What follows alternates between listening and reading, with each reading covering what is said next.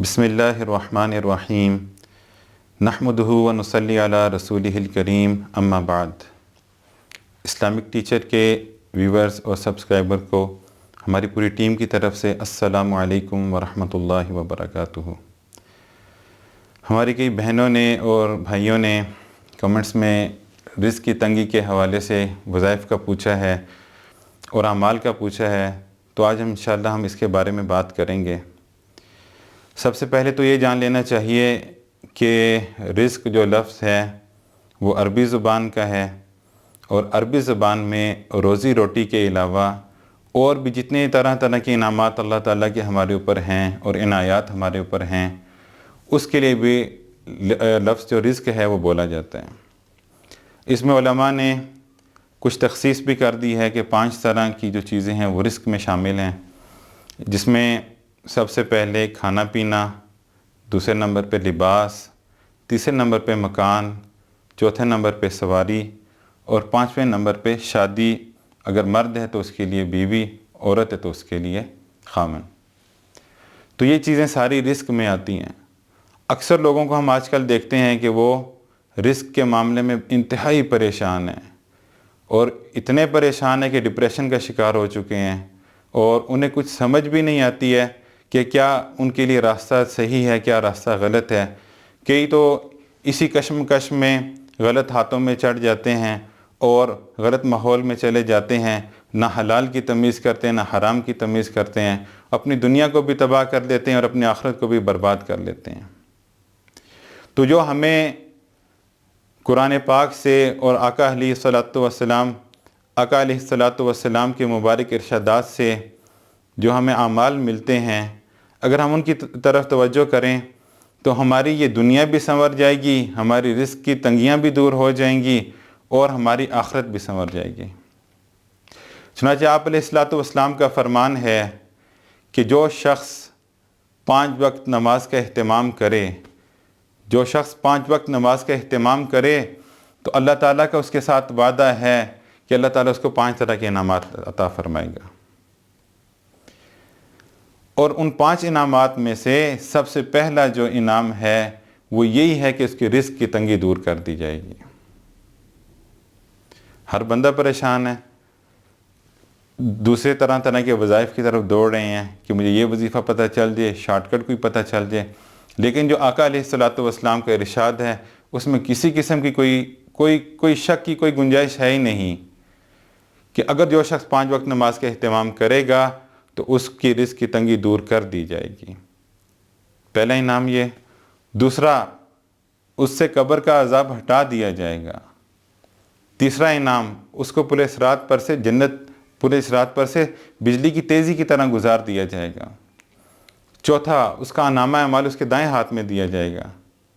اور 5واں انعام اس کے لیے یہ ہوگا کہ اس کو بغیر حساب کتاب کے جنت میں داخل کر دیا جائے گا۔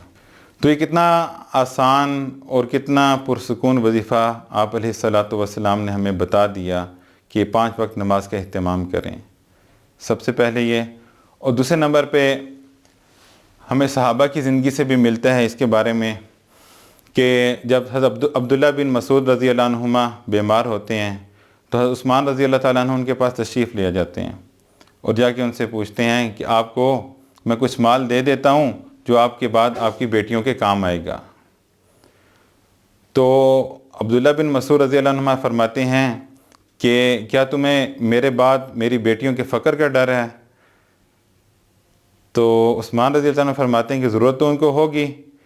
تو عبداللہ بن مسعود رضی اللہ عنہ فرماتے ہیں کہ میں نے اپنی بیٹیوں کو سورہ واقعہ سکھلا دی ہے کہ ہر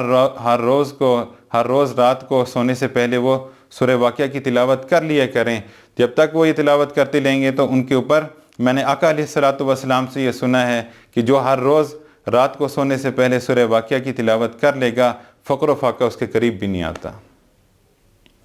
تو یہ کتنا بڑا وظیفہ بتا دیا، اور یہ انتہائی مجرب وظیفہ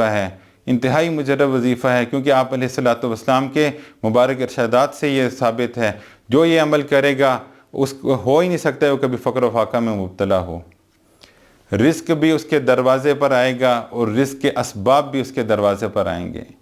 کیونکہ اس دنیا کو اللہ نے دارالاسباب بنایا ہے۔ تو اس لیے جو رزق کے اسباب ہیں وہ اس کے دروازے پہ خود چل کر آئیں گے، اس کو جا کے بس تھوڑی سی محنت کرنی پڑے گی کہ روزانہ رات کو سونے سے پہلے سورہ واقعہ کے اہتمام کر لیا جائے۔ اور اس کے بعد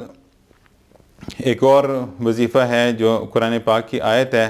سورہ مائدہ کی آیت نمبر 114، جو آج کا رمضان بھی ہے۔ رمضان کے میں یہ ہے کہ افطاری کے وقت اگر اس آیت کو اول آخر درود شریف پڑھ کے 11 دفعہ پڑھ لیا جائے گا تو اللہ پاک اس کی ساری تنگیوں کو دور فرما دے گا۔ اللہم ربنا انزل علینا مائدۃ من السماء، یہ پوری آیت ہے۔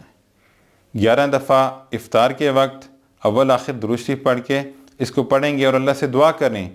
جو آپ کی دنیا اور آخرت کی جائز حاجت ہے اللہ پاک اس کو پورا فرمائے گا۔ اور اس کے بعد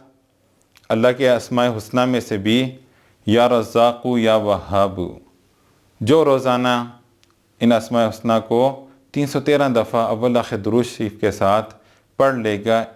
یکسو یکجا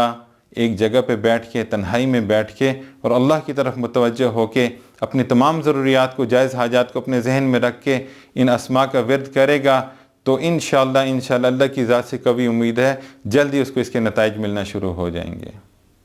تو ان سب اعمال کو آپ خود بھی کریں